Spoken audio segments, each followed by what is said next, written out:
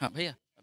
भैया non political लेंगे। नाम ही नहीं बदल जाएगा, ये खास कैसे रहेगा। चलिए, देख रहे होंगे एनडीए में नए घटक दल कह सकते हैं कि अभी बदले हैं और बिहार में सरकार बन गई है और समस्तीपुर के सांसद हैं प्रिंस राज जी। क्या कहिएगा प्रिंस जी?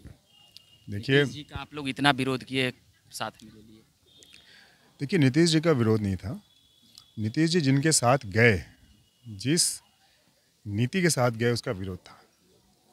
बिहार में जब महागठबंधन की सरकार बनी और जिस तरीके से बिहार में एक जंगल राज पार्ट 2 देखने का जो दौर हमें अभी मिला, उसके विरोध में थे। जिस तरीके से लॉ एंड ऑर्डर ख़राब था, उसके विरोध में हम लोग थे। जिस तरीके से स्वास्थ्य व्यवस्था हो या शिक्षा व्यवस्था हो, जिस तरह से चरमरा गया था, हम लोग उसके विरोध में थे। और जो जनता की मांग थी, हम लोग उसके साथ थे। जनता चाहती थी कि ये बदलाव हो और वो शुभ दिन कल आया। इसके लिए हम पूरे बिहार की जनता को बधाई देते हैं। लालू प्रसाद यादव के घर ईडी का भी छापा चल रहा है। इसको लेकर पूरी तरह से कहा जा रहा है राजनीतिक सुनियोजित ढंग और तरीके से हो रहा है। देखिए ये पहली बार तो ईडी नहीं गई है, पहले भी जा चुकी है। आपने पहले भी जवाब दिया है, आप अभी भी जवाब देंगे। इन्वेस्टिगेशन अब लैंड फॉर जॉब्स, इस तरीके की जो चीज़ें सामने आई हैं, तो उसका तो कहीं ना कहीं जब चीज़ें सामने आती हैं तो आपको जवाब तो देना पड़ेगा। तो अगर आपने कुछ नहीं किया तो आपको घबराना नहीं चाहिए। एक खबर मतलब आया कि चिराग पासवान बोले कि यह भाजपा के साथ गठबंधन है, नीतीश जी के साथ मेरा कोई ये नहीं है, हम नीतियों का विरोध अब भी करेंगे, तब भी करते। नहीं, वो तो उनका अपना स्टैंड है। वो तो अक्सर विरोध उन्होंने किया है। 2020 का चुनाव एनडीए के खिलाफ में उन्होंने लड़ा था, तो उनका अपना सोच है। लेकिन हम राष्ट्रीय लोक जनशक्ति पार्टी के प्रदेश अध्यक्ष हैं, उसके नाते हम ये आपको बताना चाहेंगे कि हम लोग एनडीए का एक अहम हिस्सा थे, हैं और आगे भी रहेंगे। ईमानदार साथी के तौर पे हम लोग रहे हैं और उनके साथ आज भी हम मजबूती से खड़े हैं, कल भी खड़े थे और आगे भी खड़े रहेंगे। और नीतीश कुमार जी हमारे आदरणीय, हमारे नीतीश कुमार जी माननीय मुख्यमंत्री जी वापस एनडीए में आए हैं। ये सिर्फ एनडीए में के कार्यकर्ताओं में खुशी नहीं है, ये पूरे बिहार में खुशी है, खुशी का लहर है और हम उनका ज़ोरदार स्वागत करते हैं। जैसे ही नीतीश जी आए हैं आप लोगों की तरफ, मतलब ये एनडीए का हिस्सा बने हैं, और जो छोटे छोटे दल हैं या कोई भी दल हैं, भाजपा हो या कोई भी हो, उनके सीटों की संख्या लड़ने की चांसेज कम है, आप लोगों की सीटें घटा दी जा सकती है इसमें। नहीं नहीं, ऐसा नहीं है। और देखिए, हमारा जो लक्ष्य है वो लक्ष्य है कि 2024 में हम लोग 400 के पार किस तरीके से जाए। और बिहार की जो अब परिस्थिति जो बदली है, इसमें 40 की 40 सीट एनडीए जीत रही है। और हमारे आदरणीय प्रधानमंत्री नरेंद्र मोदी जी, जिनमें हम लोग आस्था रखते हैं, उनकी विचारधारा के साथ हम लोग हैं, उनकी सोच के साथ हैं। और जिस तरीके से उन्होंने देश को आगे बढ़ाया है, पूरे विश्व में भारत का नाम जो उन्होंने बुलंद किया है, रोशन किया है, उनके साथ हम लोग हैं।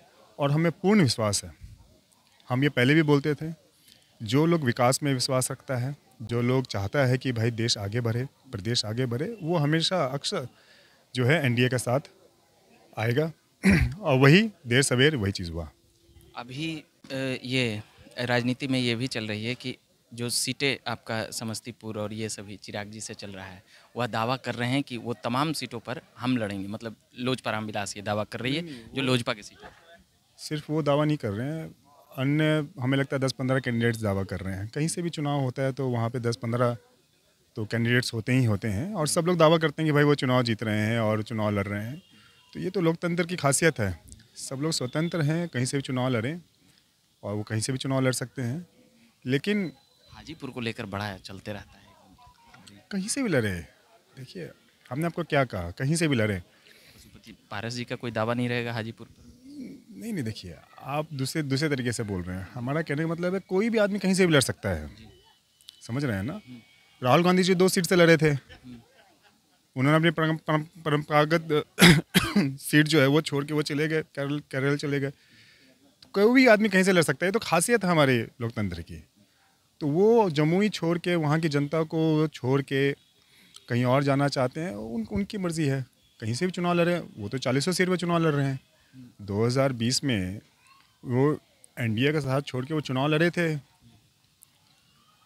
अब वो क्या करने जा रहे हैं लोकसभा में वही बता पाएंगे। वो तो हमें लगता है 40 सीट पर चुनाव लड़ेंगे, तो कहीं से भी चुनाव कोई भी लड़ फिर से सकता है। डैमेज करेंगे नीतीश जी को, जैसे विधानसभा में किए थे। कहीं कहा दें नीतीश जी की सीट पर। देखिए, डैमेज उनको किया उन्होंने कि एनडीए को डैमेज किया, कि बिहार को डैमेज किया, या किसको डैमेज किया, वो समझदार लोग समझते हैं।